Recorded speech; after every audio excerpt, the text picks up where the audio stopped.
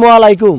একটা নিউজ আরেক যা বলছে যে নির্বাচনে পাশ করলে কোনো রকমের দুর্নীতির গলা টুটে ধরবে, কোনো রকমের দুর্নীতি রাখবে না আর কি, দুর্নীতির গলা সে টিপে ধরবে। আরেকটা কথা বলছে যে উনি যদি ক্ষমতায় যাইতে পারে তাহলে কৃষকের উন্নয়ন করবে।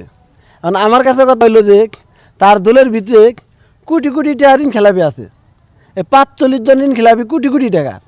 এই সমস্ত ঋণ খেলাপিরা তারা আবার বলছে যে নির্বাচনে পাশ করার পরে ব্যাংকে টাকা পরিশোধ করে দিব। তাহলে তারা কিভাবে টাকাটা দিব? দুর্নীতি ছাড়া এই ব্যাংকের টাকাটা তারা কিভাবে পরিশোধ করব? আর তারেক জিয়া যদি তাদেরকে না করে যে তোমরা দুর্নীতি করো না, তারা কি দুর্নীতি করা বাদ দিব? আর কৃষকের বিষয়ে আপনারা আসেন, কৃষক এই ২০০১ সাল থেকে ২০০৬ সাল পর্যন্ত এই বাজার থেকে সার উদা হয়ে গেছিল, বাজারে কোনো সার পাওয়া যেত না। সারের জন্য আন্দোলন করছে, আন্দোলন করে কৃষক গুলি খেয়ে মারা গেছে। ২০০১ সাল থেকে ২০০৬ সাল পর্যন্ত এরকম একটা অবস্থা ছিল। আরেকটা জিনিস ছিল কারেন্ট মনে পাওয়া যায় না, কারেন্টের খাম্বা কিনা লাগতো, তার কিনা লাগতো, তারপরে তেলেস মিটার পর্যন্ত কিনা লাগতো, তারপরেও কারেন্ট পাওয়া যেত না। আরেকটা জিনিস হলো তেল আর সার আর কীটনাশক, এটা বাজার থেকে উদা হয়ে গেছিলো।